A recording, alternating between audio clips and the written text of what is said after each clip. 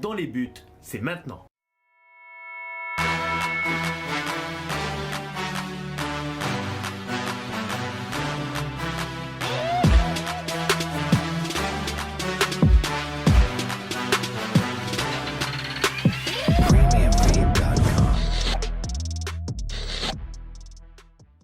Il y a beaucoup de personnes qui m'ont demandé comment on fait pour ne pas avoir mal en plongeant sur Instagram, que j'affiche juste en dessous, Florent DGB. Et avec cette vidéo les gars, je vais vous donner mes 3 astuces pour ne plus avoir mal en plongeant. Avec ça, vous n'aurez plus d'excuses. Et je vous conseille de bien écouter la 3e astuce qui va arriver en fin de vidéo, car c'est surtout cette astuce-là que vous devez prendre en compte et qu'il y en a beaucoup d'entre vous qui ont du mal à ça.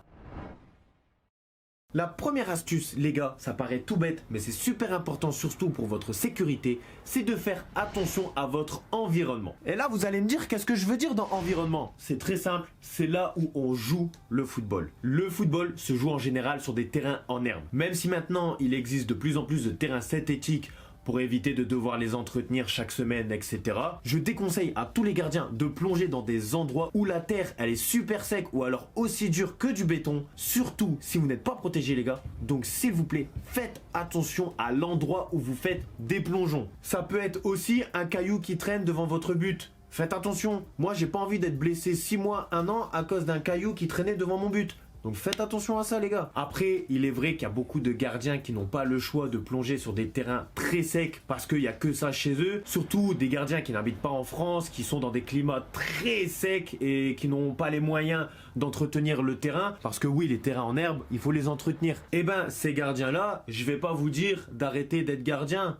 C'est pas possible. Pour ça, les gars, si vous avez vraiment pas le choix de plonger sur des terrains très secs, très durs, pensez à vous protéger les gars. C'est super important.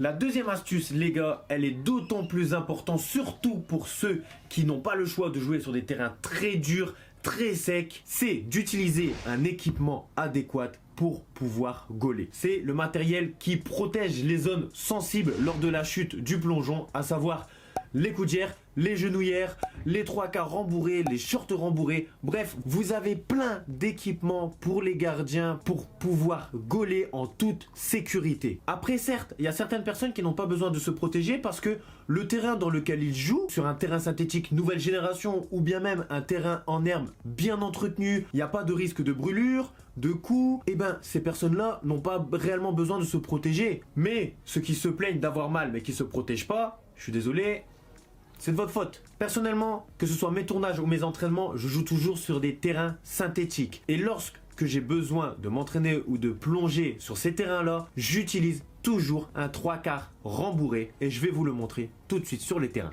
Nous voilà sur le terrain les gars. Comme vous pouvez le voir, on est situé sur un terrain très abrasif, un terrain synthétique ancienne génération. Et pour jouer sur ce terrain-là, il est hors de question que je joue avec un short comme celui-là.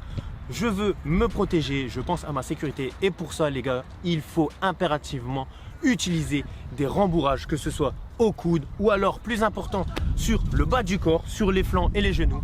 Et pour ça les gars, j'ai un produit pour vous. J'utilise tout le temps un 3/4 rembourré et celui que je vous présente, c'est bien évidemment la marque Titan. J'ai les flancs ici et le genou qui est protégé et en plus de ça, ce 3/4 là est super car il est aussi très souple, donc j'ai une très bonne mobilité avec celui-là, contrairement à certaines marques où c'est très rigide et j'ai pas toute la mobilité sur mes jambes. Donc si vous jouez sur un terrain très sec ou très abrasif comme ce terrain synthétique comme celui-là, je vous conseille fortement d'utiliser un short ou un 3/4 comme vous voulez, mais de vous protéger là où vous plongez pour éviter de vous faire ce qu'on appelle dans le milieu footballistique des pizzas. La 3e astuce les gars, il ne s'agit pas de sécurité comme précédemment, mais bien de la technique du plongeon. Un plongeon fait correctement ne vous fera pas mal puisque tout le processus entamé du début jusqu'à la fin vous permettra de bien retomber comme il faut. Pour un plongeon efficace, il y a plusieurs facteurs à prendre en compte comme la posture, les... Dans cette astuce, on va parler uniquement de la retombée pour éviter de se faire mal en tombant au sol. Il y a également 2 types de plongeons.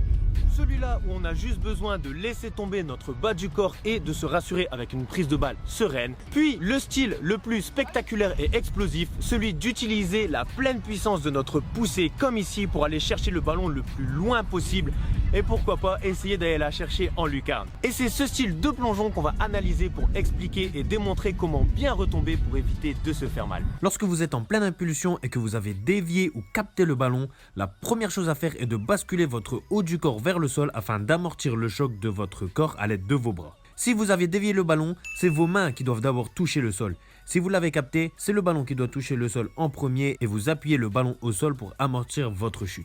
L'erreur que beaucoup de gardiens font à cause de leur peur de se faire mal, de leur appréhension ou bien même d'un manque de technique est qu'ils posent d'abord leurs pieds au sol en pensant que c'est ça qui amortira la chute. Mais c'est une erreur, car elle n'amortit pas mieux votre chute et en plus de ça, elle ralentit considérablement votre plongeon et vous limitez énormément la puissance lors de l'impulsion. Vous pouvez même très mal retomber si vous effectuez ce geste car c'est un signe de panique et de mauvaise technique du plongeon. Une fois que vous avez déposé vos mains au sol en premier, vos épaules ne doivent surtout pas tourner vers le sol car vous finirez à plat ventre et c'est très risqué pour vos côtes et en plus, vous perdrez le contrôle du ballon. Gardez donc vos épaules face au jeu devant vous. Restez bien sur le côté et vous devez fléchir votre jambe pour que tout le flanc de votre jambe puisse retomber au même moment sur une zone plus étroite et donc limiter le choc. Grosso modo, après avoir amorti la chute avec vos bras, vous fléchissez la jambe et vous retombez avec toute cette partie-là de votre jambe en même temps et vous poursuivez votre geste en ramenant votre jambe sur le buste et le ballon. Voilà les gars, c'est tout pour ces 3 astuces pour ne pas avoir mal en plongeant. À partir de maintenant, vous n'avez plus d'excuses. Pour les personnes qui ont d'autres techniques ou une 4e astuce à faire partager aux gardiens, l'espace commentaire est fait pour vous. Mettez un petit like si vous avez kiffé ou si cette vidéo vous a servi, ça me soutiendrait énormément. Et sur ce, je vous remercie du soutien, d'avoir regardé la vidéo jusqu'à la fin. Je vous souhaite une bonne journée.